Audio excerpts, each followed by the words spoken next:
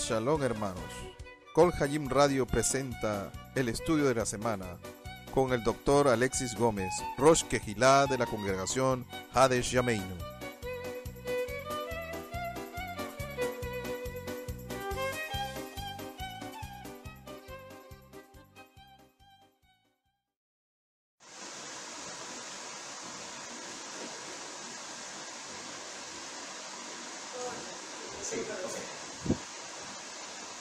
Shabbat Shalom, hermanos. Shabbat Shalom. Hoy vamos a estudiar un poco la parashá de Devarim del año 5779, pero hoy es un Shabbat especial llamado Shabbat Hazon, el Shabbat de la visión del profeta Isaías. Siempre el Shabbat que antecede a Tisha B'Av se le llama Shabbat Hazon. ¿Sí? Hoy es un día muy especial en Israel. Hoy es Tisha B'Av, como ya hemos explicado. Hoy es el 9 de Av, el día de la destrucción de ambos templos. Pero también, hermanos, sabemos muy bien que en Shabbat pues no se realiza ayuno, a no ser que sea el día de Yom Kippur. Entonces en Shabbat no ayunamos. Y entonces cuando esto ocurre, cuando estos ayunos ocurren, los que aparecen en los libros del profeta Zacarías, que también menciona los ayunos, el Shabbat, si cae, el ayuno si cae en Shabbat, se traslada para el domingo, o en el caso de Purim se traslada para el jueves, ¿sí? Anterior a. Eso es muy importante pues que recordemos. Hoy vamos a hablar acerca del tema Tisha B'Av o 9 de Av y el pecado de los espías. Vamos a estudiar un poco, ¿verdad?, qué relación tiene la parashá de hoy de Devarim, que empieza mencionando la travesía del pueblo de Israel durante los 40 años, un recuento que hace Moshe para una nueva generación, y eso que tiene que ver con pues la festividad de Tisha B'Av o del 9 de Av, del duelo que existe por la destrucción del templo. ¿Sí? Primeramente vamos a ver lo que trata la parashá de hoy. Como siempre damos un vistazo de los temas de la porción de hoy. La parashá de hoy es la parashá de Devarim, el mismo nombre del libro. La palabra Devarim significa, básicamente, valga la redundancia, son palabras, ¿ya? Davar es palabras, Devarim son palabras. Y pues en griego, en la versión Septuaginta, fue traducido el libro con el nombre de Deuteronomio. Deutero es segunda y nomos es ley. Segunda vez que se repite la ley o la Torá del Señor. Sin embargo, es muy importante recalcar que esta repetición que se da de la Torá es para una generación o que no había nacido aún, o dos, eran muy pequeños, porque eran los pequeños que habían salido de Egipto. Ya han pasado 40 años que el pueblo ha deambulado por el desierto. Y es muy interesante porque la parashá de hoy empieza recordando algunas cosas, empieza recordando lugares. La Torá dice: estas son las palabras que habló Moisés a todo Israel a este lado del Yardén, en el Libar, en el desierto, en el Arabá, frente a la Yam Suf, entre Param, Tofel, Labán, Azerot y Dizahaba. Está mencionando lugares para que de una manera muy indirecta, hermanos, a través de estos lugares, Israel pueda recordar las cosas que ocurrieron en estos lugares específicos. Dios no le dice directamente a Israel, ¿verdad?, sus pecados, pero sí le dice a Moshe: inicia esta porción con estos lugares para que ellos tengan memoria, para que no vuelvan a cometer los mismos errores. Hay algo muy interesante cuando Moshe escribe el Salmo 90. Nosotros sabemos que el Salmo 90 es de autoría de Moshe. Y es interesante cuando en el Salmo 90, el versículo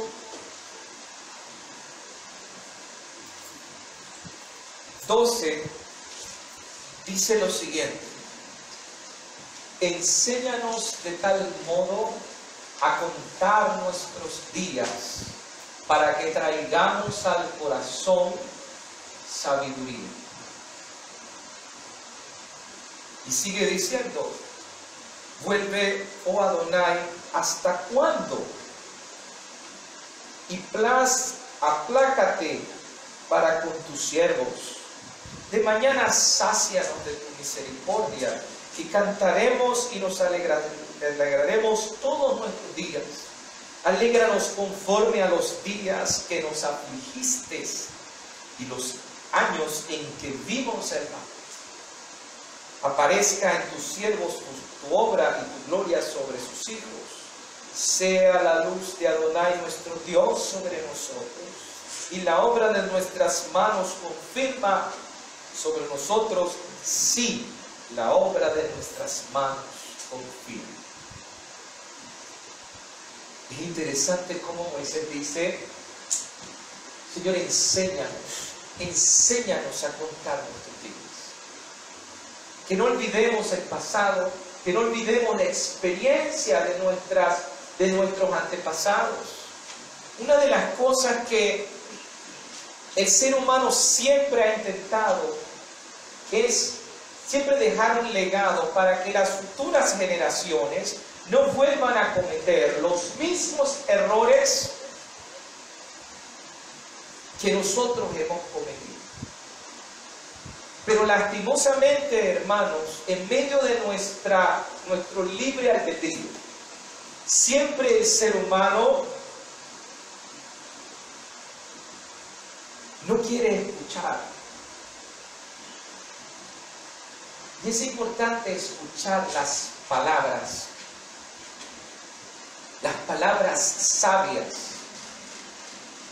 las palabras de la voz de la experiencia. Pero ¿qué sucede, hermanos? Está aquel dicho popular que dice que nadie aprende por cabeza ajena. Si nosotros aprendiéramos de lo que nuestros antepasados nos han dicho, como dicen los rabinos, ¿verdad? Ya hoy tendríamos no solo nuestra edad, sino sumaríamos la edad de nuestros antepasados. Y si hubiésemos aprendido desde acá, cada uno de nosotros hoy tuviera 5.779 años de experiencia. Y la Torah hoy nos dice: aprenda del pasado. Por eso es importante volver a repetir. Por eso nosotros repetimos la Torah todos los años. Todos los años volvemos al mismo tema, al mismo asunto, volvemos al mismo texto. Y el Señor nos revela cada año cosas nuevas. Sacamos del tesoro, de ese tesoro guardado, de las cosas viejas, sacamos también cosas nuevas. Pero depende de nosotros si queremos atesorar esas cosas y ponerlas, hermanos, en práctica. La Torah hoy empieza a decirnos a nosotros, nos empieza a explicar qué fue lo que sucedió en el transcurso de nuestro peregrinar en el desierto. Cómo las cosas estaban muy bien, porque la Torah hoy empieza a decir, es que el Señor nos dijo, bueno, ya pasamos un año al pie del monte Sinaí, un año que tuvimos que quedarnos allí. ¿Usted sabe por qué nos tuvimos que quedar allí? Por el pecado del becerro de oro. Nos quedamos un año recibiendo instrucción del Señor, prepararnos bien, educarnos bien durante un año completo, Entonces el Señor, como dice la parashá de hoy, dice, bueno, ya anden, ahora sí vamos a entrar, pero de repente en medio de que vamos a entrar, la parashá de hoy dice, es que ocurrió un suceso, la situación de los espías. Es interesante que Moshe, a la hora de repetir esta porción, empieza dándole un reproche al pueblo, empieza dándole una amonestación al pueblo, diciendo, miren todo lo que ha ocurrido, ustedes son una nueva generación. Muchos de ustedes ni siquiera se acuerdan, estaban muy pequeños para recordar lo que sucedió. Otros ni siquiera habían nacido. Pero quiero recordarles lo que sucedió para que no vuelvan a cometer el mismo error. Moshe dice, bueno, la cuestión no era que no tenían dirección, no es cuestión que no tenían guía, nombré jueces, ¿sí? Porque yo sabía que no podía, y Yitro me dijo a mí, tú no puedes solo con esto, entonces vamos a dividir el trabajo. Nombramos jueces con unas cualidades específicas, porque el Señor dirigió, mencionó que había que buscar personas con características específicas, que no torcieran y pervirtieran el derecho y la justicia, sino que ayudasen al pueblo a encaminarse. En medio de ese proceso que Moshe explica, no es que estaban sin líder, no es que no tenían gente que les dijera qué hacer. En medio de esa situación, ustedes me pidieron algo. Ustedes me pidieron que fuéramos a explorar la tierra. Y es interesante, hermanos, porque la Torá hoy dice que Moshe, mire, Moshe es un gran líder. Él no se deslindó, él no dijo, la culpa la tienen ustedes, miren, ustedes me engañaron. No, Moshe dijo, a mí me pareció bien. Yo estoy aceptando mi culpa. Yo también tuve culpa en esto. Yo debía haberlos detenido a ustedes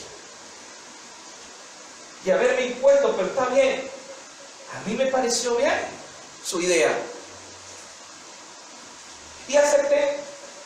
Pero yo acepté que fueran a explorar. Pero ustedes convirtieron esto ¿en qué? En un espionaje.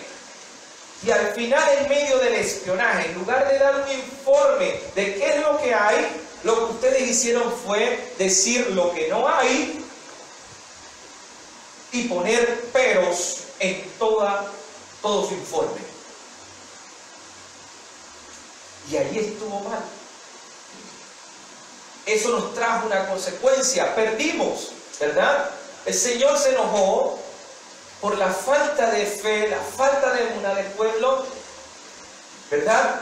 40 años nos dejó en el desierto, ¿verdad? Perdimos en la batalla de Hormá, y no solamente eso, ¿verdad? Fue el castigo de pagar 40 años por cada día que exploraron la tierra. Sin embargo, Moshe le recuerda, a pesar de todas esas cosas difíciles, el Señor nos dio la victoria. Vencimos a Sihón y a Og, los grandes gigantes. ¿Sí? Y también les recuerdo que sus hermanos Rubén, Gad y Menashe decidieron quedarse del otro lado del Jordán, reciben su herencia, pero les hemos pedido que nos ayuden para llegar a este punto. Aquí es donde usted ve que se une la parashá de hoy con el tema de la parashá anterior del libro de Bamidbar. Sin embargo, hermanos, hoy nos vamos a dedicar a un punto específico. Hoy es Tisha B'Av. Hoy vamos a ver la relación entre Tisha B'Av, el pecado de los espías, y qué tiene que ver con la parashá de Barí. Hay un dato muy importante. Hoy es Shabbat Azot. Si nosotros buscamos en el texto del profeta Yeshayahu, Isaías, ¿ok?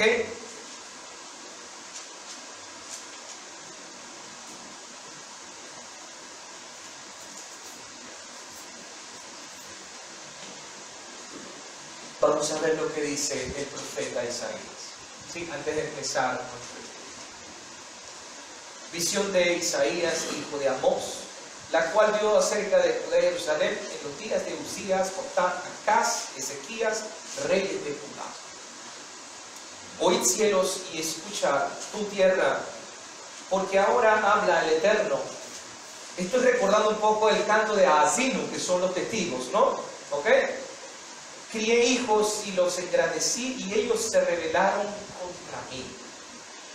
El buey conoce a su dueño y el asno al pesebre de su señor. Este fue el texto que usó la iglesia para crear el nacimiento, ¿ok? Este fue el texto para justificar el antisemitismo dentro de las figuras del nacimiento de San Francisco de Asís. El pesebre de su Señor. Israel no entiende, mi pueblo no tiene conocimiento. Oh gente pecadora, pueblo cargado de maldad, generación de malignos, hijos depravados, dejaron a Adonai y provocaron la ira del Santo de Israel, se volvieron atrás. La crítica del profeta está diciéndole, ¿verdad? El Señor le recuerda por boca del profeta a todo Israel una situación que ha ocurrido. Israel fue levantado por el Señor, sacado de Egipto, pero se ha apartado, se ha vuelto atrás. Curioso, ¿ah? Porque cuando Yeshua les dice a la gente en Juan, ¿se acuerdan de aquel pasaje que dice que la gente empezó a dejar a Jesús y empezaron a decir, dura es esta palabra? ¿De acuerdo? Cuando usted va leyendo el texto, dice que esas personas ya no andaban con Yeshua y se volvieron atrás. Son las mismas palabras del profeta Isaías. Esa gente que había recibido y degustado en los tiempos de Yeshua y vieron los milagros y todo lo que había sucedido. El propio Yeshua dice en el texto, ellos se volvieron atrás. Igual a Israel está pasando lo mismo aquí en los tiempos del profeta Isaías. ¿Por qué queréis ser castigados aún? Todavía os rebelaréis. Toda cabeza está enferma y todo corazón doliente. ¿Cómo es posible? Es lo que quiere decir el profeta. ¿Cómo es posible? Ustedes están viendo que se están causando daño, que están enfermos y aún insisten. Desde la planta del pie hasta la cabeza no hay una cosa sana, sino herida, hinchazón y podrida llaga. No están curadas, ni vendadas, ni suavizadas con aceite. Vuestra tierra está destruida, vuestras ciudades puestas a fuego, vuestra tierra está delante de vosotros, comida por extranjeros y asolada como asolamiento de extraños. Y queda la hija de Sión como enramada en viña, y como cabaña en melonar, como ciudad asolada. Si Adonai de los ejércitos no nos hubiese dejado un resto pequeño, si por lo menos el Señor no hubiese tenido misericordia de lo justo, de la gente que aún así quiere continuar y tiene las esperanzas, como Sodoma fuéramos, y semejantes a Gomorra, ya hubiese acabado con nosotros. Príncipes de Sodoma, oíd la palabra del Eterno, escuchad la ley de vuestro Dios. Pueblo de Gomorra, está haciendo una semejanza de Sodoma y Gomorra con Israel. ¿Para qué me sirve, dice Adonai, la multitud de vuestros sacrificios? Hastiado estoy de holocausto de carnero y cebo de animales gordos. No quiero sangre de bueyes, ni de ovejas, ni de machos cabríos. ¿Quién te manda esto de vuestras manos? Cuando venís a presentaros delante de mí para hollar mis atrios, no me traigáis más vana ofrenda. El incienso me es abominación, luna nueva y sus Shabbatot. El convocar asambleas, no lo puedo sufrir. Son iniquidad vuestras fiestas solemnes. Aquí no está diciendo que Dios está acabando con las fiestas, hermanos. Aquí está hablando de que la gente está diciendo que cree en Dios, es religiosa, está celebrando Shabbat, está celebrando el inicio del mes, está celebrando todas las fiestas del Levítico, pero su corazón no está ni allí. Su intención, su kavaná, no está. Vuestras lunas nuevas y vuestras fiestas solemnes las tiene aborrecida mi alma. Me son gravosas, cansado estoy de soportarlas, porque aparentan ser una cosa, pero en el fondo son otros. Cuando extendáis vuestras manos, yo esconderé de vosotros mis ojos. Asimismo, cuando multipliquéis la oración, yo no la oiré. Parece un Dios despiadado, ¿ah? Pero es que la única manera de que entendamos,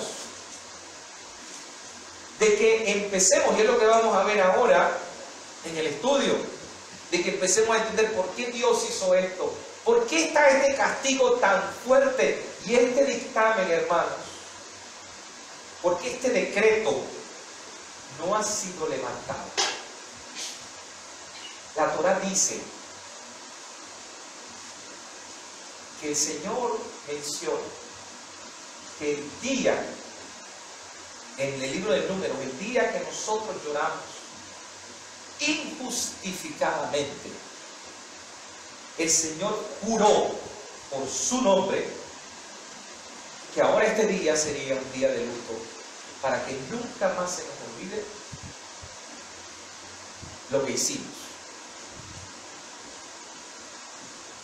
Por eso el texto de hoy parece muy duro. La visión de Isaías dice, es que ya no los voy a escuchar, no los voy a ver, no los voy a oír.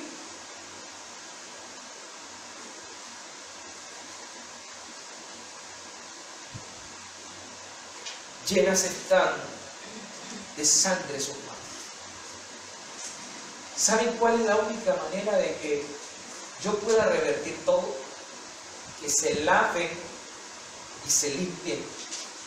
Quítense la iniquidad de vuestras obras de delante de mis ojos. Dejad de hacer lo malo. Aprended a hacer el bien. Buscad el juicio, rectitud al agraviado. Haced justicia al huérfano. Amparad a la viuda. Vengo luego, dice Adonai, y estamos a cuenta. Venid luego, dice Adonai, y estaremos a cuenta. Si vuestros pecados fuesen como la grana, como la nieve serán emblanquecidos, si fueren rojos como el carmesí, vendrán a ser como blanca lana. Si queréis y oyereis, comeréis el bien de la tierra. Si no quisiereis y fuereis rebeldes, serán consumidos a espada, porque la boca de Adonai lo ha dicho. Usted lo elige, usted escoge. Por eso el libro de Lamentaciones hoy dice, ¿por qué se lamenta el hombre? Y empieza a decir lo bueno y lo malo.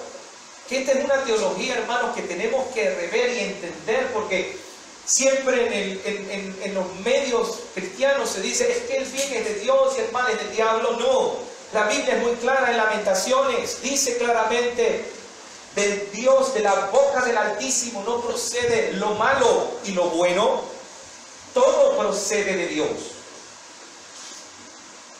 ¿De qué se lamenta el hombre viviente? Laméntese cada uno de su pecado, porque solo el bien y el mal llegan de acuerdo a nuestras acciones. Entonces, hermanos, hoy Tisha B'Av nos hace recordar la parashá de Karim. ¿Será que aprendemos? ¿Será que hemos aprendido? ¿Cómo eso se aplica hoy? Un Tisha B'Av para mí hoy. Bueno, y usted podrá decir, bueno, pero ya yo no necesito del templo.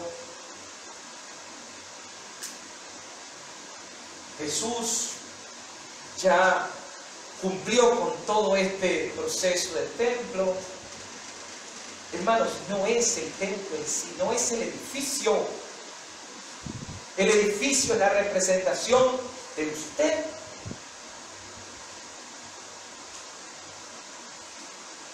Hay un dato muy interesante, hermano. Dice que cuando Tito Flavio Vespasiano entró en el Benamigdash, todo el mundo, todos los rabinos, los sabios de Israel se quedaron muy asombrados. Hermano, ¿usted se imagina que una persona, un pagano, entre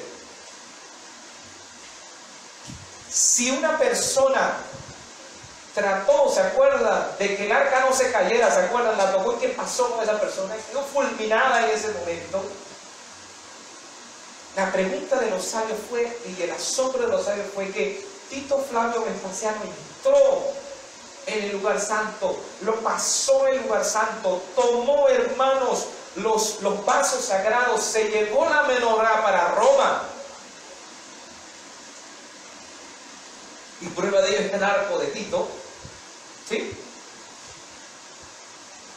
Pero dice la tradición judía que él entró, vio aquella cortina, hermanos, aquel parojet. El arca ya no estaba allí, claro está, ni con los tiempos de Yeshua tampoco estuvo. ¿Usted sabe qué hizo Tito Flavio Vespasiano? Tomó su lanza y traspasó la cortina. Y la cortina empezó a sangrar.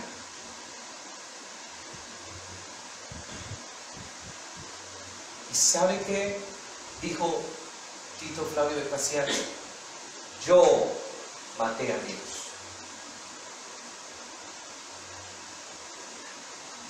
Él creyó que lo había matado.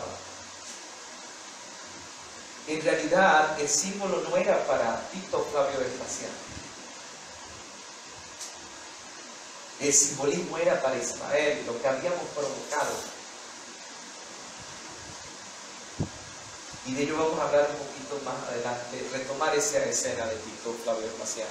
Ahora con un pasaje que el propio Pablo nos menciona, ¿sí? Siempre que leemos la parashá de Barim, siempre va a ser el previo al Tisha B'Av, ¿sí? Uno de los temas principales de la parashá de Barim es la repetición del pecado de los espías. Y hay una razón, porque este es el día en que recordamos que la causa de los 40 años en el desierto y los castigos posteriores a aquella situación fue por el pecado de los espías. En realidad, hermanos, cuando nosotros vemos el reporte de los espías en Números 14:1, que ya vimos esa parashá, ¿verdad? Todo esto ocurre el 9 de Av, aquel momento en que Israel en aquella noche declara y llora por su mala suerte, de lo que va a recibir, ¿verdad? Con los habitantes de la tierra prometida, sus ciudades fortificadas. La gente empieza a llorar y a decir, ¿y ahora qué vamos a hacer? Nos trajiste hasta aquí, Moisés. Nosotros no vamos a poder vencer a ningunos habitantes de allí. Ellos son más poderosos que nosotros. Somos como langostas. Mira los frutos que trajeron. Si los frutos son de ese tamaño, imagínate cómo es la gente que vive allí. Y decían los espías, no solamente eso, tienen unas ciudades fortificadas. Nosotros no vamos a poder nunca acabar con ellos. Y la gente empezó a llorar.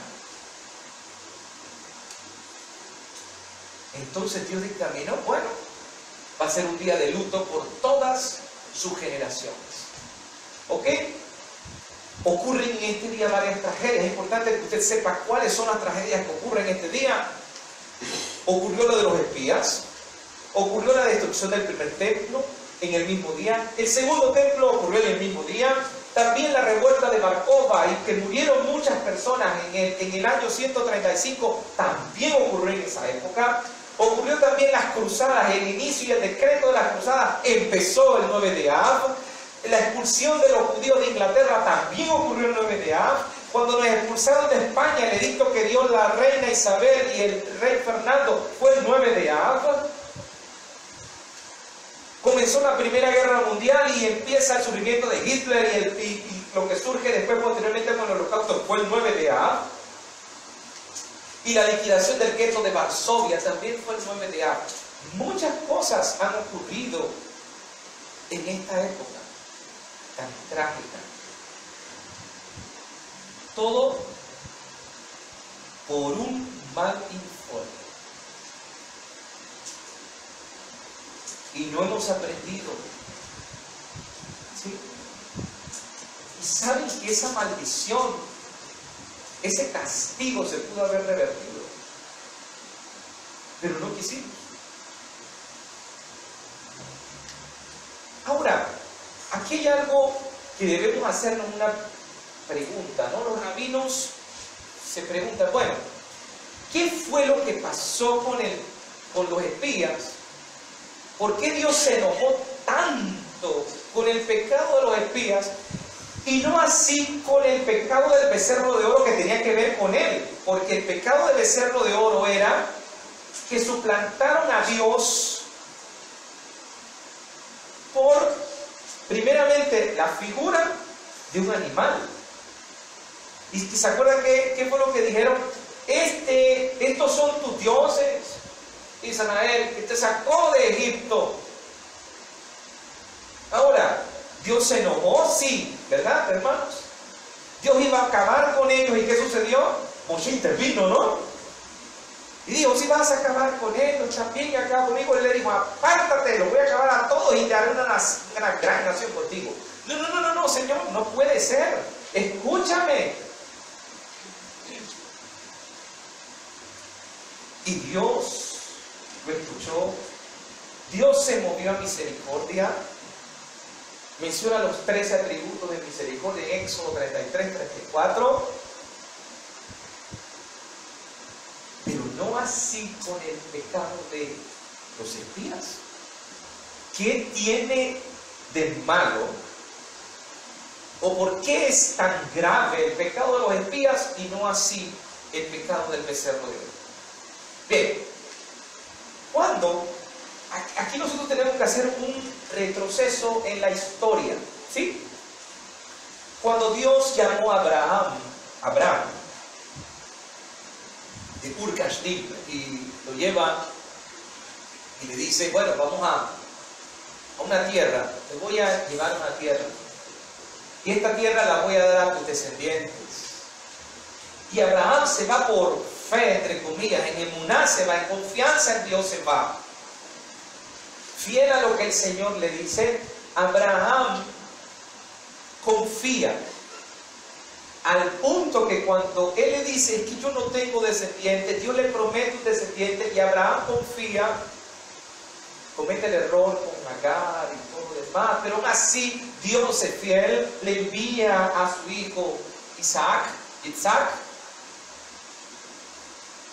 Pero en medio de ese proceso Dios le dice a Abraham, le da una promesa que Abraham la guarda en su corazón. Mira, tus hijos van a vivir en una tierra extraña.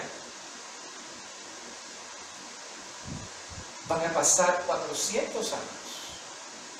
Pero en medio de la esclavitud en que ellos van a estar, yo los visitaré. Y yo los voy a sacar. Y los voy a traer a esta tierra que te estoy regalando y mostrándote a ti. Pero ¿sabes qué, Abraham? Tú no te preocupes. Vete, descansa, muere. Y no te preocupes por el futuro. Yo voy a cumplir lo que te dije más adelante. Imagínense que usted le diga todo lo que va a pasar en su familia y así como Dios se lo reveló a Abraham, usted va a estar con angustia todos los días. Porque usted dice, si van a ir a una tierra extraña, los van a oprimir, los van a esclavizar, ¿qué va a pasar con ellos? No, Abraham se fue muy tranquilo. Porque Abraham confió, si Dios me ha prometido esta tierra, y Dios me está diciendo que ellos van a estar ahí, pero ¿quién los va a visitar y quién los va a sacar de aquí? Yo me voy confiado. Ahora entiende el propósito de Hebreos capítulo 11, que habla acerca de la emuná. Eso es. Sin embargo, hermanos, ¿qué sucede? El Señor cumple su promesa, nos saca de Egipto, nos entrega la Torá y ya estamos a punto de entrar. Hermanos, si hubiésemos recibido la Torá ese día y hubiésemos esperado que Moshe bajara con las tablas, en ese mismo instante hubiéramos entrado en la tierra prometida. ¿Pero qué hizo el pueblo? Pensaron que se había muerto Moisés y empezaron a crear la duda. Los egipcios que habían salido y empezaron a decirle a los judíos, es que Moisés sirvió, mira, ya son 40 días, es imposible que una persona viva por tanto tiempo allá arriba sin comer ni beber nada, ahora qué vamos a hacer. Y entonces empezaron a decirle, bueno, vamos a hacer el becerro, etcétera. Y es aquí, hermanos, donde ocurre el pecado del becerro de oro. Un pecado que tenía un error doble. ¿Cuál era el pecado del becerro de oro? No necesitamos de ningún intermediario. Moshe era nuestro intermediario, ya no necesitamos intermediario porque ya tienes aquí la imagen. A usted puedes venir a adorar, y esto es lo interesante, hermano. Dice que la gente, ¿okay?, empezó en aquel momento a adorar y a tener actos fuera de lo común, fuera de lo que Dios establecía. El propio Pablo dice que comenzaron a jugar, y ese jugar son cosas que tienen que ver con actos sexuales dentro del ritual al becerro de oro. ¿Y qué sucede, hermanos? El primer error era quitar el intermediario. Ya no hay intermediario, ya en realidad no se necesita. Podemos hablar con Dios directamente, con Dios, con ese Dios que es el becerro. Y podemos decidir de qué manera servir a Dios. No necesitamos que Dios nos diga qué es lo que le gusta, qué no le gusta. Nosotros decidimos qué es lo bueno y qué es lo malo. Y sucumbieron en la idolatría. Y usted dirá, pero esto es serio. Y aún así, Dios los perdonó por la intercesión de Moisés. Pero no así ocurrió con los espías. ¿Ok? ¿Por qué es peor este pecado que la idolatría? El mal informe de los espías es peor que la idolatría del becerro de oro. Ante el mal reporte de los espías, el pueblo lloró durante toda la noche, así dice el texto de Números, ¿verdad? Diciendo que Dios nos odiaba y que queríamos morir en el desierto. La gente empezaba a llorar, a decir y a quejarse de su mala suerte. Decir, yo no sé para qué vine aquí, para qué hice esto. Si yo hubiese sabido que esto iba a ocurrir, que me iba a encontrar con esos gigantes, que me iba a encontrar con esas ciudades fortificadas, yo mejor ni me muevo. Empezaron a perder la confianza y la fidelidad. Y esto está peor que ser idólatra. ¿Se acuerdan lo que habíamos dicho acerca de la idolatría? La idolatría tiene un problema, que es colocar a alguien, a un poder, ¿verdad?, en lugar de Dios. Pero cuando usted pierde inclusive por lo menos el respeto a ese ser, aunque sabemos que no existe, usted pierde el respeto a esa autoridad, o la confianza se pierde, quedamos peor todavía que ser idólatras.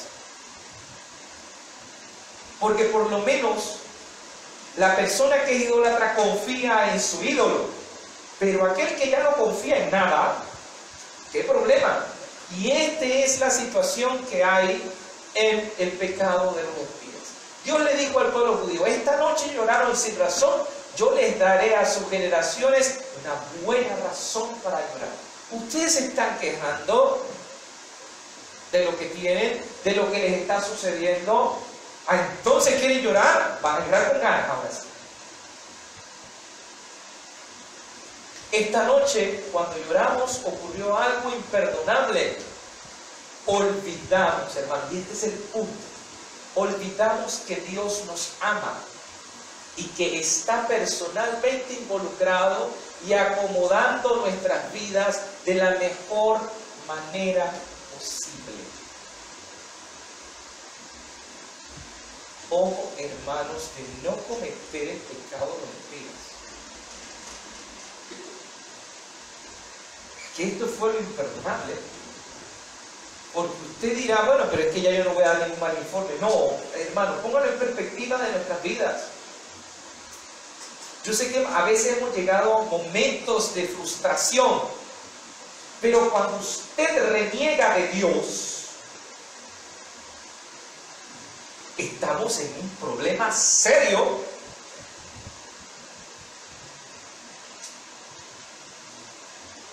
Usted puede quejarse de las situaciones, muchas veces llorar y decir, Señor, yo no veo la salida, ¿qué es lo que me quiere mostrar? No entiendo.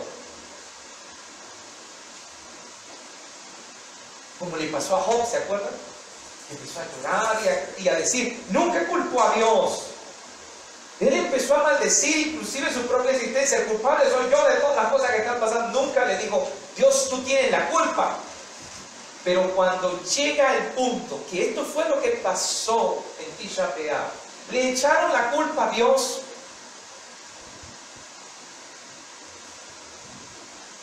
Olvidaron que Dios nos ama. Y que Él hace lo mejor para nosotros y que Él está en control de las cosas. Usted se puede frustrar ante los problemas. Usted se puede frustrar ante las injusticias, pero lo que nunca debe hacer es pensar que Dios no está en control. Podemos llorar, y esa gente puede haber llorado y haber dicho, ay, estoy preocupado, Señor, estamos preocupados de esos gigantes, ¿qué vamos a hacer? Y yo le aseguro que el Señor hubiese hablado y hubiese dicho, confíen en mí. Es más, el propio Josué y Caleb, ¿se acuerdan? Ellos empezaron a dar aquel discurso y dijeron, mira, ellos pueden ser gigantes, todo lo que quieran, pero el Señor está con nosotros, vamos. ¿Y qué empezó a decir la gente? No, y empezaron a gritar. La confianza absoluta que manifestamos al aceptar la Torah aquel día que dijimos, Naaseh Benishma, se deshizo, se acabó. Declaramos que la palabra de Dios no era suficiente para nosotros. Eso fue lo que dijimos cuando empezamos a llorar.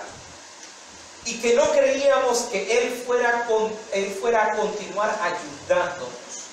Dios dijo entonces, ustedes lloraron porque imaginaron que yo no estaba a su lado. Les mostraré cómo se les va a ustedes la vida cuando yo no estoy a su lado. Ustedes dijeron que yo no iba a estar a su lado. Ahora con ganas no voy a estar a su lado. ¿Quieren probar qué es una vida sin mí? Entonces me voy. Y como dice el dicho, que nadie sabe lo que tiene hasta que lo pierde. Dios dijo, quieren caminar sin mí. Yo soy el culpable de sus desgracias. Una cuestión que en realidad no debían preocuparse, porque yo les prometí que iban a entrar. Ustedes no cruzaron un mar. Yo no les di de comer cuando se empezaron a quedar. Hermanos, esta no era la primera vez, hermanos. Esta es una quejadera de todo el tiempo, hermanos. ¿Ustedes no se acuerdan? ¿Qué pasó cuando ya salimos de Egipto? ¡Qué bien! Ya salimos libres de Faraón.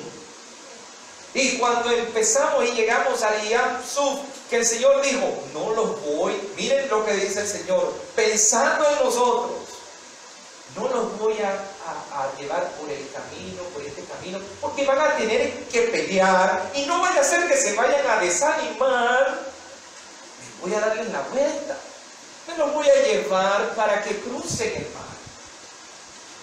Pero cuando estábamos allá, que vimos a los egipcios que venían detrás, empezamos a preocuparnos, a quejarnos y empezamos a decir, no había suficientes tierras, sepulcros en Egipto y ahora tenemos que morir en este desierto.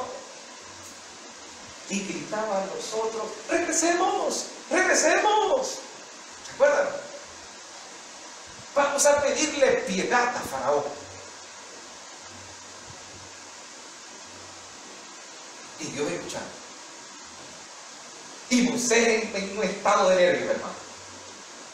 Y ya no sabía qué hacer y de repente él empieza a orarle al Señor y el Señor le dice, deja de orar y haz tu trabajo, parte el mar.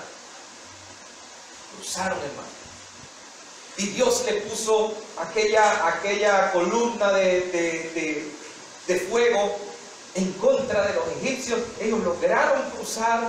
El Señor dejó pasar a los egipcios, porque los pudo haber dejado al otro lado, hermano, pero los dejó pasar para que ellos vieran el poder de Dios. Y cuando ellos ya habían cruzado, hermano, y estaban del otro lado, el Señor cerró el mar y los ahogó. ¿No era suficiente? Ay, todo el mundo, ay, gloria a Dios. Ay, el milagro ocurrió.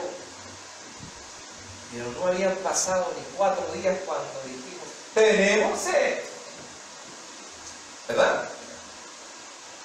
Y después, tenemos hambre. ¿Y qué hace Dios? No. Y fuese bueno, hermano, que usted diga, tengo sed, tengo hambre. No, tengo sed, pero, ay, yo en Egipto tenía. Y yo hacía. Y yo podía. Y yo comía. La cebolla, los puerros. Encima de la queja de que tengo hambre, empiezo a echarle en cara a Dios mi vida pasada. Y Dios respirando. Está bien, voy a mandarle. Ay, nos mandó un buen alimento que ni siquiera, hermanos, necesitábamos. Nosotros no teníamos las necesidades fisiológicas, no había, porque no había nada que desechar. Todo quedaba dentro y no teníamos que hacer necesidades. ¡Qué bien! Pero ¿qué dijimos? Ya estamos hastiados de semana. Queremos carne. Ahora queremos carne. Y empezaron a diseminar eso entre toda la gente se empezó a quejar. Y Dios les mandó codornices. Pero castigó a los otros, ¿verdad? Eso era que se les salga hasta las narices, se les salga. ¿Querían comida? Bueno, ahora te doy en cantidad. No, hermano, pero no contentos con eso, me empiezo a quejar. ¿Sí? Ahora no me quejo de la comida. Ahora me quejo del líder. ¿Sí? No, y quítate tú para ponerme en shock, porque yo debo de estar ahí, porque tú no debes estar allí. Y el Señor vuelve y habla y nuevamente coloca las varas para que vean, sí, miren, este es. E insiste el pueblo.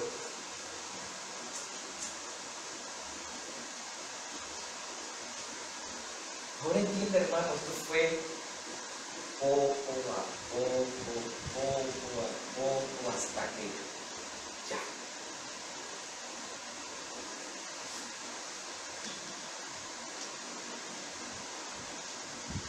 Vamos a ver lo que dice Deuteronomio 1:41.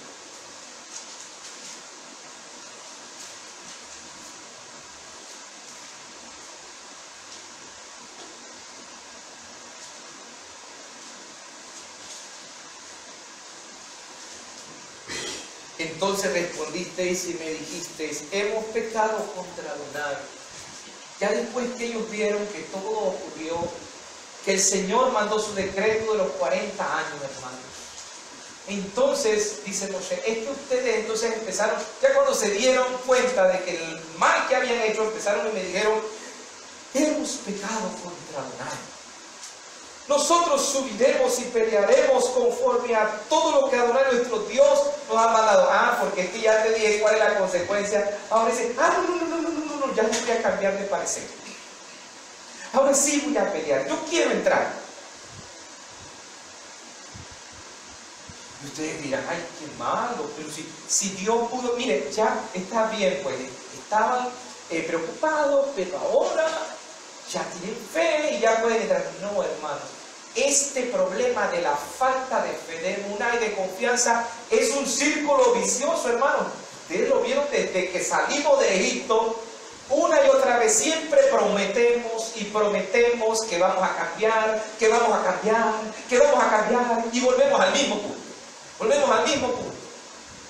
Hasta que Dios dijo, basta.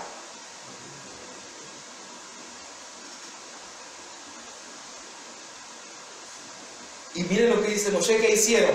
Y os armasteis cada uno con sus armas de guerra y se prepararon para subir al monte. Y Adonai me dijo, diles, lo siento Moisés, Señor, pero ellos ya se arrepintieron. Yo lo siento Moisés. Diles que no suban, que no peleen, porque yo no estoy entre ustedes, para que no seáis derrotados por estos enemigos. Miren, Dios aún así sigue siendo bueno, hermano. Nos advierte que Él no está con nosotros. ¿Qué debimos haber hecho, hermanos? No salir, ¿verdad? Si el arrepentimiento era verdadero y genuino, hermano. Porque aquí al punto ellos dijeron, hemos pecado contra Adonai, ¿verdad? Entonces Dios les está diciendo, oh Moisés, diles, yo no voy a estar con ustedes. Diles que no vayan, que no suban, que no peleen. Nuevamente, rebeldes. ¿Qué hicieron? Fueron a pelear. Y les hablé. Y no dieron oídos. Ni siquiera me escucharon.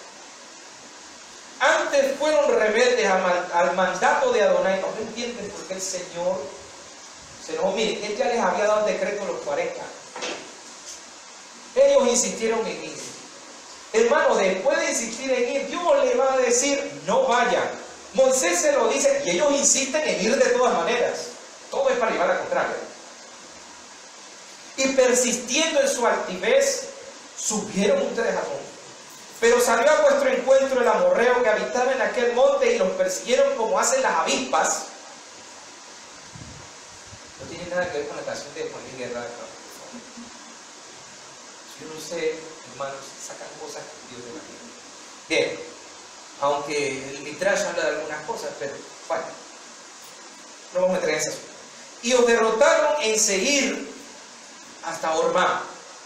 Y volvisteis y llorasteis delante de Adonai, pero Adonai no escuchó vuestra voz, ni prestó oído. Después que salieron vencidos, ahora vienes y les pides, Señor, ayuda. El Señor, ¿sabe qué hizo? Yo ni te conocí. Ya no. Ahora vienes a clamar. ¿Y yo qué les digo? Este es el problema, hermanos. En Números 14:21, hermanos, cuando usted va a buscar el paralelo de esta historia, 14:21 hay una frase tan importante.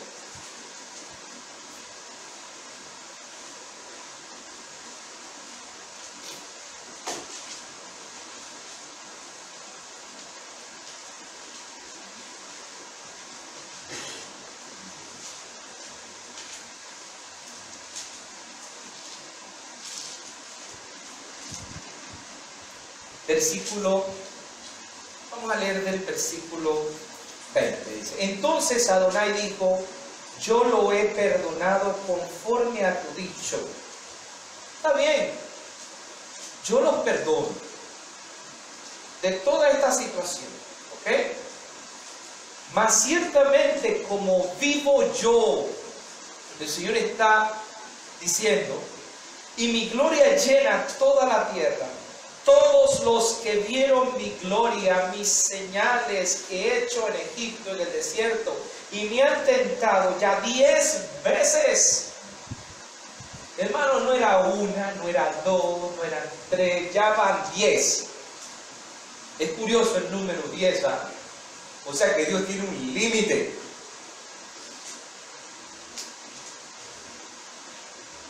Y el límite que aquí dice la Torah es el límite del número 10. O sea, aguanto, pero va a llegar un momento en que llega el número 10 y se acabó. Y no han oído mi voz, no verán la tierra de la cual juré a sus padres, no, ninguno de los que me ha irritado la verá. Y es curioso porque Dios jura y dice, como vivo yo. Esto no hay vuelta atrás, hermano. Cuando Dios pone un juramento en su propio nombre, no hay quien lo revierta. no hay lágrima que pueda ablandar, no hay perdón, arrepentimiento que se pueda dar, porque ya Él juró por su nombre y Dios fue severo con ellos. ¿Ok? Dios acentúa el hecho de que el pueblo judío lo había probado, como dijimos ahí, 10 veces. Esas pruebas vinieron a pesar de su clara demostración de que Él es omnipotente, de que Él lo hace todo y que tenía un compromiso, era fiel con ellos, tanto en Egipto como en el desierto. Y ya Dios dice, lo siento, la falta de fe era ahora, hermanos, y este es el gran problema. ¿Por qué Dios fue tan severo? Porque el pecado de la falta de fe, de la falta de emuná, ya se había convertido en un pecado actual. Fíjense muy bien, nos quejamos, hablamos mal de Dios, Dios nos envía un castigo por lo que hicimos, un castigo que pasa, ¿ok? La gente se arrepiente no por Dios, sino por el castigo, porque le da miedo el castigo.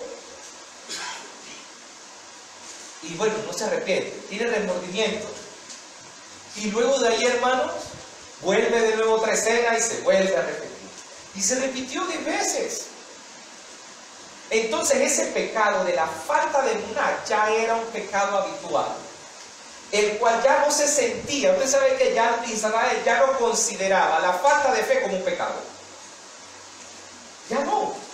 Ya se había vuelto tan, está bien, me equivoqué. Ya pues, ¿por qué no se equivoca pues? Esa es la idea de Israel.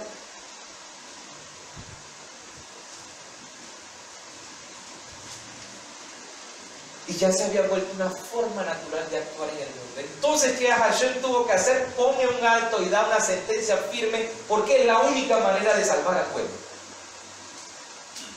Porque si no, el pueblo se pierde.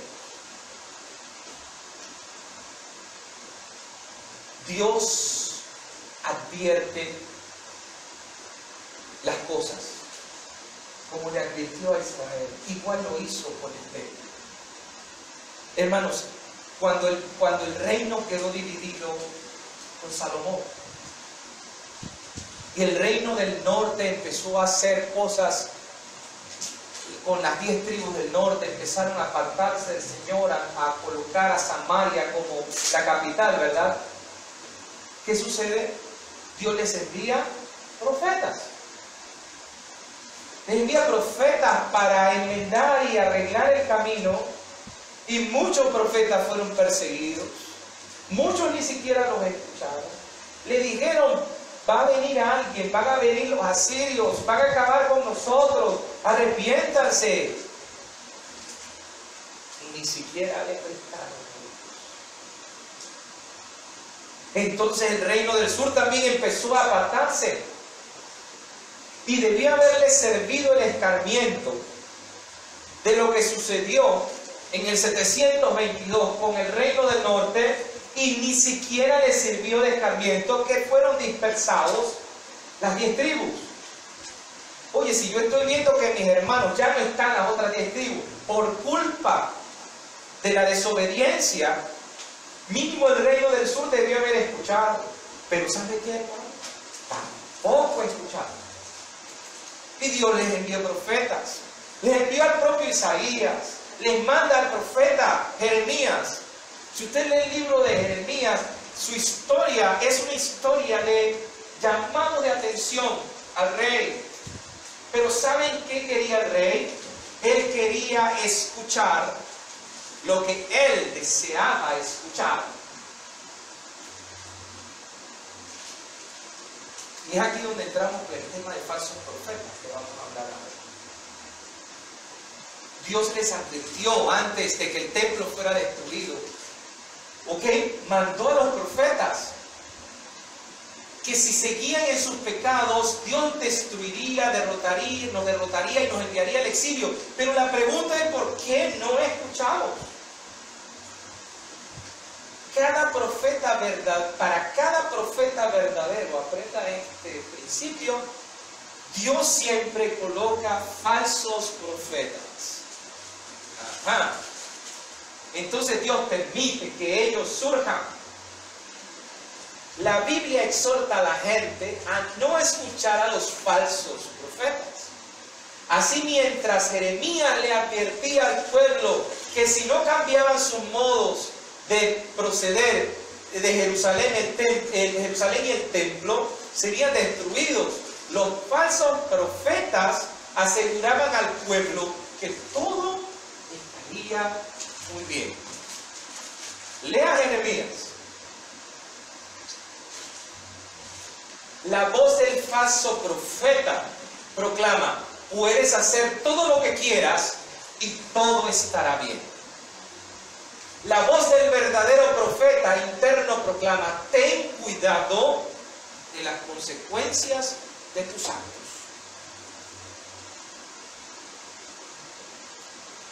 El rey de Israel se rodeó de falsos profetas. ¿Por qué? Porque es lo que yo quiero escuchar. ¿Y cómo yo sé que es un falso profeta, hermanos? Porque si lo que esa persona me está diciendo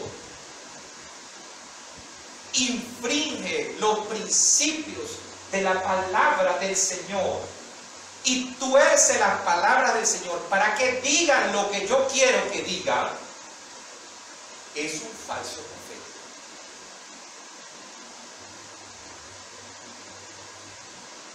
Y el falso profeta te lleva a la destrucción.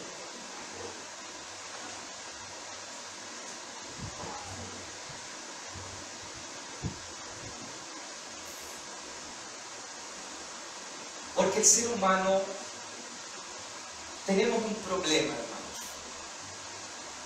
Y es un problema que ocurre internamente, ya lo hemos explicado.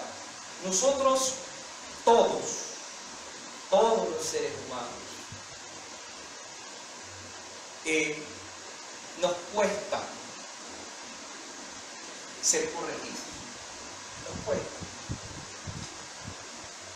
Y muchas veces, en medio de esa cualidad que tenemos, hay un automecanismo de nuestro yo, el Yetzer Hara, que se enciende, que nos trata de convencer que lo que hacemos está bien. A pesar de que Dios dice que no es así. Entonces, esa voz interna no es suficiente. ¿Sabe por qué? Porque entonces empiezo yo a decir, y si estoy equivocado, el mismo propio Yetzer Hara, el Yetzer Hara empieza a luchar con el Yetzer Hara todo. Y entonces, ¿qué tal si yo estoy equivocado? Entonces el Yetzer Hara empieza, ¿qué es lo que le sucedía a Israel? Empieza a buscar quién valide lo que yo quiero escuchar. Y es aquí donde entonces empiezo a dar oídos al falso profeta. Jeremías se lo advirtió. ¿Se acuerdan que lo metieron en una cisterna? Se los dijo. ¿Cuánto oprobio no pasó Jeremías? Y después, cuando ya vieron que el ejército llegaba y que Nabucodonosor estaba ahí, entonces voy a ponerme a llorar ahora. Por eso Jeremías le dice en Lamentaciones: lamentése cada uno de sus pecados. Ahora dicen: ay, el mal llegó porque el mal viene del diablo. Es que el diablo el que me engañó. ¿Qué diablo me engañó? ¿De dónde, hermanos? Es usted mismo. Sus decisiones. Él simplemente siente. Y es aquí donde, hermanos, empieza la situación. Falso profeta dice: haz lo que quieras, no hay consecuencias. El verdadero profeta te dice: piensa lo que estás haciendo. ¿Qué dice el Pirkei Avot? Dice, cada vez, si usted es una persona sabia, si realmente usted quiere caminar de acuerdo a la voluntad del Señor y quiere ser sabio, usted se tiene que hacer esta pregunta. Si hago esto, X cosa, ¿qué ocurrirá después? Anótese dicho, hermano. Cada vez que usted va a tomar una decisión, usted tiene que decir, si hago esto, ¿qué va a pasar? Si tomo esta decisión, ¿qué va a pasar? Y déjeme decirle, cuando usted tenga la respuesta de lo que usted ya sabe, ¿qué va a pasar? ¿Por qué? Porque es evidente lo que va a pasar. Entonces usted va a ser una persona sabia. Si usted es incapaz de contemplar las consecuencias, ¿ok? Entonces vamos a tener resultados que no van a ser tan grandes, claro está, porque van a afectar mi vida personal o mi vida familiar, pero cuando las cosas ocurren, hermanos, de manera colectiva y tomamos malas decisiones, puede afectar, puede traer catástrofes generales, como es el caso de la destrucción del templo, y el Señor se aparta de nosotros.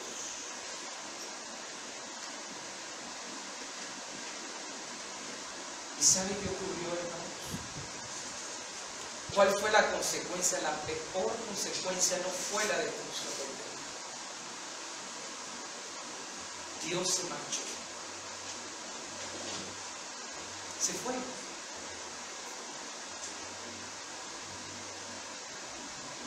Y estar sin Él es lo peor que puede ocurrir. Porque estamos desprotegidos, porque no tenemos sustento, porque por más que hagamos, hermanos, nosotros no podemos hacer nada. Si Él se va de nuestras vidas, estamos perdidos. La gente decidió no querer saber de Él. Ahora Dios dice, está bien, me voy a alejar. Ustedes quieren que me aleje, me alejo. Pero ahora vivan sin mí. Intenten vivir sin mí. Tisha B'Av marca el día en que Dios se marchó y se llevó a su casa con Él. Ay, pero eso no se aplica ya, porque tenemos a Jesucristo. Algunos dirían, no, hermanos, el propio Yeshua también lo advirtió.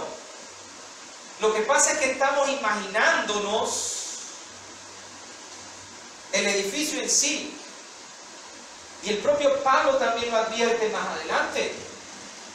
Él permitió que nuestros enemigos destruyeran el templo sagrado para que la residencia de la presencia divina en el mundo físico, que era la residencia de la divina presencia en el mundo físico, y Él se alejó de nuestras vidas. Yeshua, Mateo, capítulo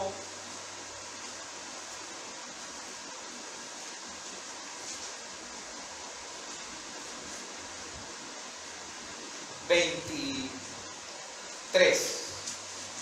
versículo 37. Yeshua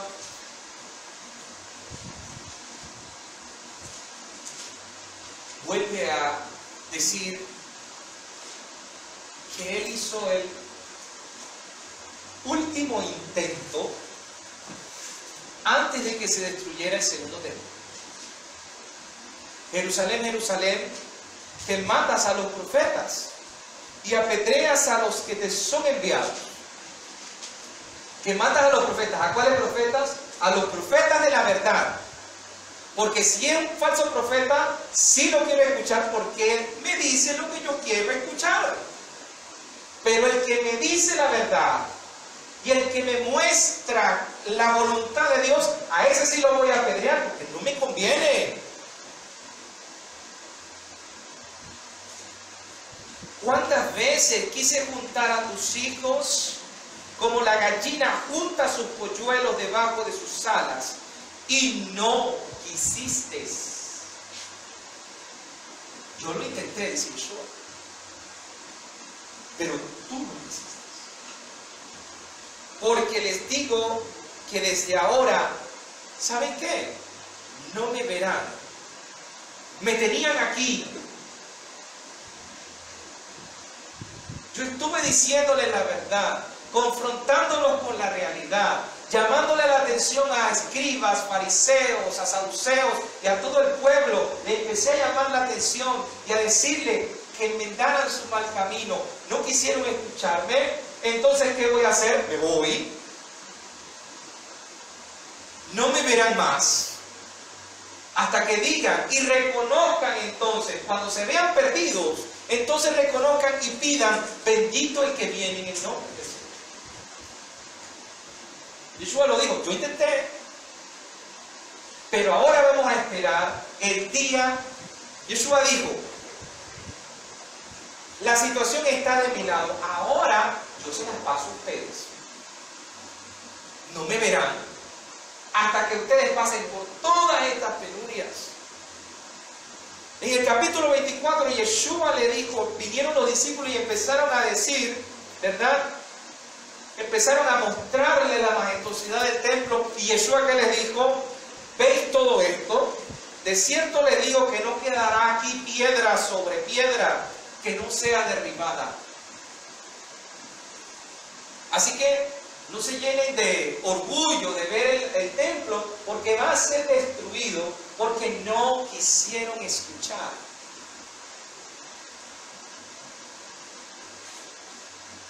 Por eso Pablo, cuando nosotros nos vamos a Primera de Corintios, capítulo 3, versículo 16.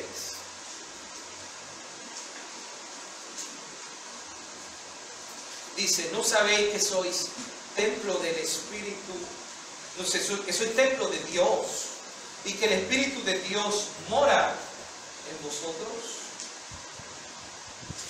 Si alguno destruyere el templo, Dios le destruirá a él, porque el templo de Dios, el cual sois vosotros, santo es. En pocas palabras, hermanos, sois templo de Dios. Somos templo de Dios. Su Espíritu habita en nosotros. Pero si nosotros destruimos el templo, ¿y cómo lo destruimos? Con nuestras acciones, con nuestra manera de vivir, de pensar, de ver el mundo, que no va de acuerdo con la voluntad de Dios. Nosotros estamos destruyendo ese templo. ¿Y qué dice Pablo? Y Dios lo destruirá a él. En pocas palabras, si usted quiere sacar a Dios de su vida, y es Dios que nos mantiene con vida, entonces nosotros mismos estamos pidiendo morir, que Él acabe con nuestras vidas.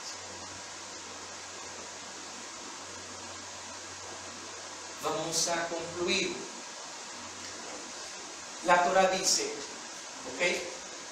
Si se comportan casualmente conmigo, es decir, si ustedes piensan y hacen su vida sin tomarme en cuenta, sin querer que yo participe dentro de su vida y que les ayude y les sustente, y ustedes quieren hacer lo que quieran, entonces, dice el Señor, yo también me comportaré hacia ustedes con casualidad.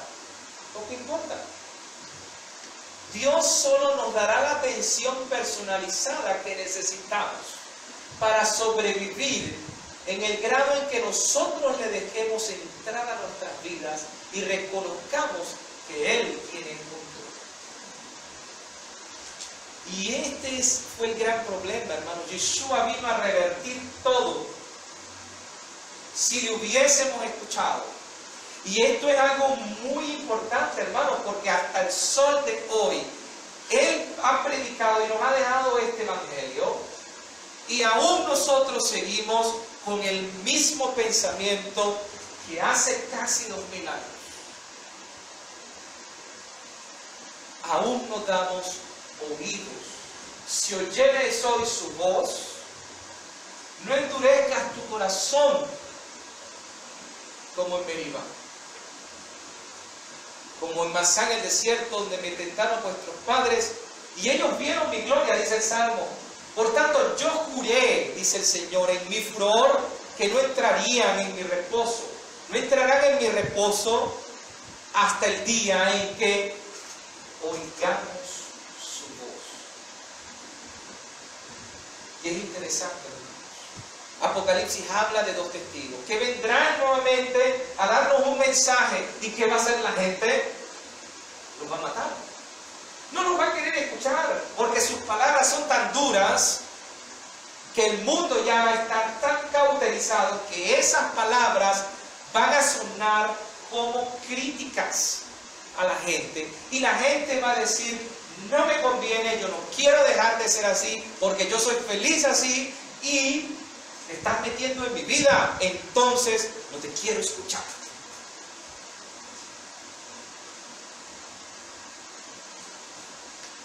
Pero hasta que usted no reconozca que Dios tiene el control, Él va a permanecer alejado. Porque Yeshua dijo, mire, yo estoy aquí a la puerta, ¿se acuerdan de Apocalipsis? Estoy tocando.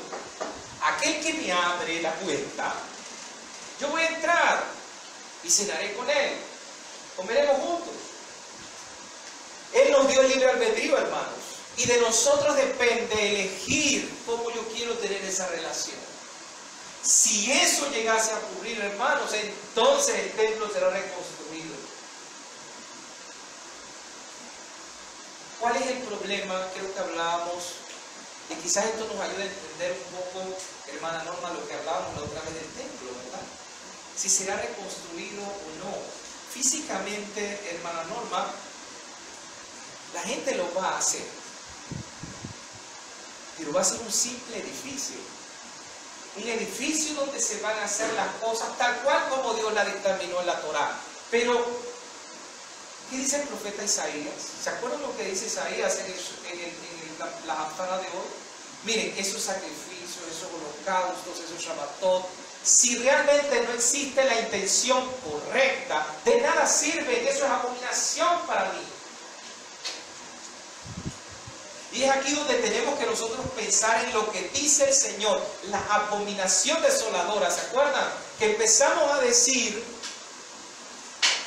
que es que van a sacrificar algo, etcétera. Hermanos, pensemos un poco más allá. Yo quisiera que abriésemos un poquito más la mente, porque ya no se trata de venir y sacrificar un cerdo como lo hizo Antíoco. Y quizás nadie permita sacrificar un cerdo en el altar del Señor, porque ya conocen la historia. Pero quizás, hermano, no se trata de eso. Será la abominación que estamos hablando. Miren lo que dice el judaísmo. Si nosotros logramos tener una relación con Dios, entonces el templo será reconstruido. Pero primero tiene que ser reconstruido en nosotros, para luego reconstruir el físico. Porque este que está aquí, como decía el propio Yeshua, con la conversación de la samaritana, que era el Brit Hadashah de hoy, el Señor está buscando adoradores que adoren al Padre en espíritu y en verdad. ¿Ok? Que ya no es en este monte, ya no es en este otro monte. ¿Ok? Primero debe empezar aquí. Pero si no hay cambio, no hay teshuvah, hermano, por más que se construya el templo, que no está mal, en el sentido de que el templo es la figura, la representación de la presencia divina aquí, pero el edificio por sí mismo no lo es todo. Es quienes están en el edificio. Por eso cuando decimos el Espíritu Santo llena este lugar, miren, en el judaísmo ese pensamiento no existe, porque el Espíritu Santo no llena lugares físicos. El Espíritu Santo nos llena a nosotros y nosotros hacemos santo este lugar. Pero si nosotros no somos santos, entonces Dios no está aquí. No sé si me explico. Estamos llamados a vivir en santidad y nuestra vida en santidad es lo que hace santo el lugar. Porque Dios no vive en templos hechos de manos, como dice el propio Salomón, ¿verdad? Está en nosotros. Y es aquí donde debemos pensar un poco. ¿Queremos reconstruir el templo? Tisha B'Av habla de esa destrucción. La pregunta es, ¿será que sigo yo destruyendo el templo? ¿O estoy reconstruyendo ese templo? Que el Señor nos bendiga y nos guarde en el nombre de Yeshua. Amén. Amén. Bien, hermanos, hoy vamos a tener un Havdalah especial.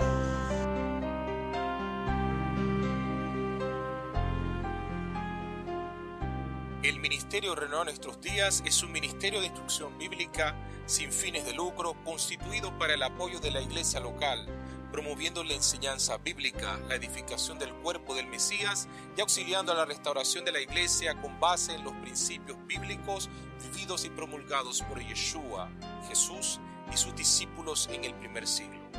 El Ministerio Renueva Nuestros Días está basado en las palabras del profeta Jeremías, cuando en el libro de Lamentaciones 5:21 dice: vuélvenos, oh Eterno, a ti, y nos volveremos, renueva nuestros días como al principio.